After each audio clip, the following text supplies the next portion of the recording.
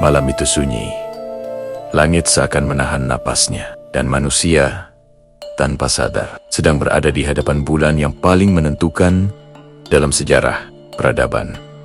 Ramadan bukan sekadar bulan menahan lapar, bukan hanya jadwal imsak dan berbuka, tetapi sebuah ruang waktu di mana langit dan bumi pernah saling mendekat, di mana wahyu diturunkan, di mana kemenangan lahir dari puasa, dan di mana hati manusia ditempa untuk kembali mengenal Tuhannya. Jauh sebelum masjid dipenuhi cahaya lampu, jauh sebelum jadwal imsak dicetak rapi, Ramadan telah lebih dulu menjadi saksi perubahan terbesar umat manusia. Pada suatu malam di Gua Hiro, seorang lelaki sedang menyendiri, bukan karena ingin dikenal, tetapi karena jiwanya tak lagi sanggup berdamai dengan kebatilan.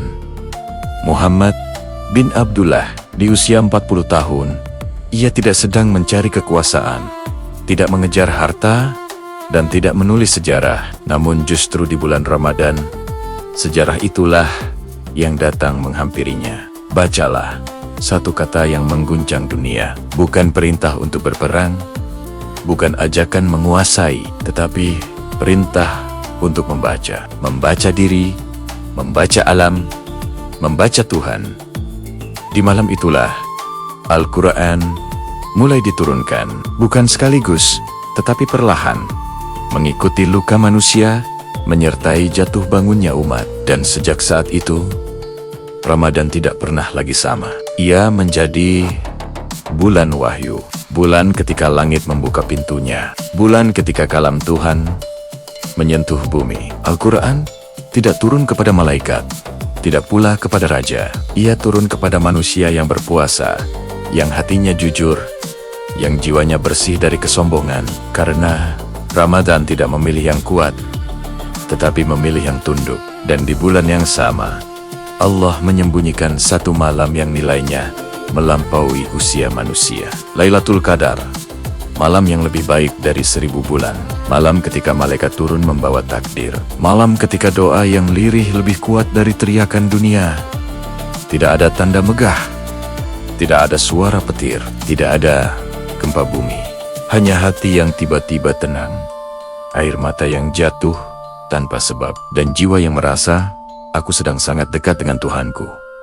Inilah rahasia Ramadan. Ia mengajarkan bahwa perubahan besar tidak selalu datang dengan gemuruh. Kadang, ia hadir dalam sujud yang lama dan doa yang nyaris putus asa. Namun Ramadan bukan hanya tentang malam, ia juga tentang siang yang penuh ujian. Pada tanggal 17 Ramadan, di padang pasir Badar, 313 orang berdiri menghadapi 1000 pasukan bersenjata lengkap. Mereka lelah, mereka lapar, mereka berpuasa. Secara logika, mereka kalah. Secara strategi, mereka mustahil menang. Tetapi Ramadan mengajarkan satu hal. Kemenangan tidak lahir dari jumlah, melainkan dari keyakinan. Di Badar, doa lebih tajam dari pedang, iman lebih kuat dari baju besi.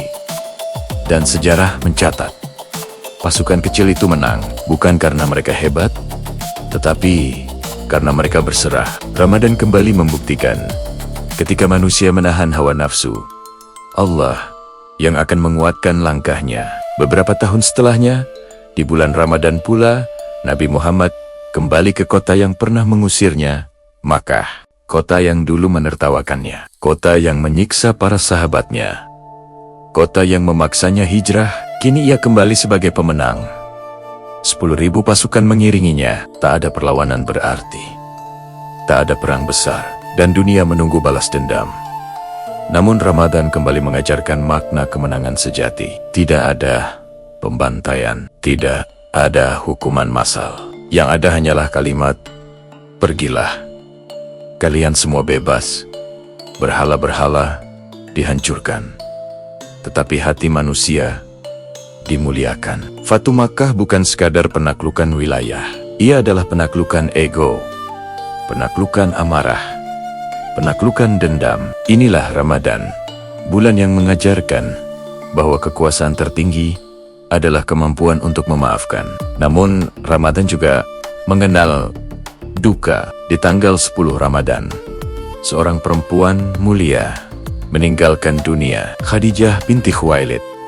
Ia bukan hanya istri, ia adalah penopang dakwah. Ia adalah rumah bagi Rasulullah.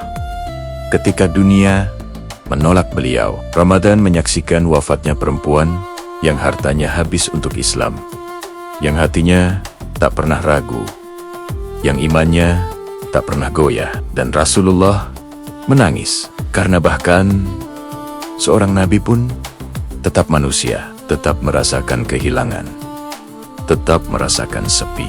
Ramadan mengajarkan, iman tidak menghapus air mata, tetapi memberi makna pada setiap tetesnya. Berabad-abad kemudian, di bulan Ramadan juga, seorang pemuda bernama Tariq bin Ziyad menyeberangi laut menuju daratan Eropa, Andalusia. Ia membakar kapal-kapalnya sendiri, bukan karena nekat, tetapi karena yakin tidak ada jalan kembali bagi orang yang membawa amanah.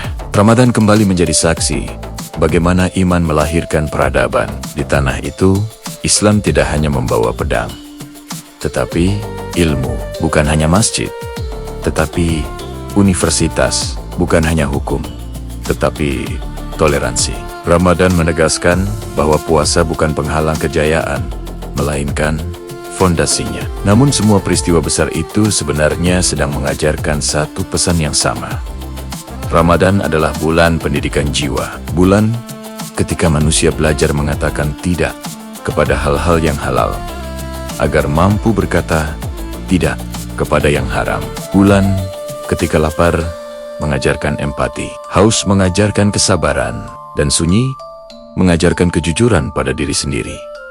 Ramadan bukan hanya tentang sejarah mereka, ia adalah tentang kita, tentang apakah kita masih memberi ruang bagi Al-Quran dalam hidup, tentang apakah kita masih mencari Lailatul Qadar atau hanya mengejar lebaran, tentang apakah puasa kita sekadar menahan makan atau benar-benar menahan diri. Karena Ramadan akan pergi seperti tahan-tahan sebelumnya, dan ia akan bertanya tanpa suara, apakah kau berubah? Bulan ini tidak menuntut kesempurnaan, ia hanya meminta kesungguhan. Satu ayat yang direnungkan, satu doa yang jujur, satu kebiasaan buruk yang ditinggalkan. Dan jika Ramadan telah mengajarkan apapun, maka itu adalah satu kebenaran sederhana. Allah tidak mengubah nasib suatu kaum hingga mereka mengubah apa yang ada dalam diri mereka. Ramadan adalah kesempatan itu, dan ia sedang mengetuk pintu hati kita sekarang.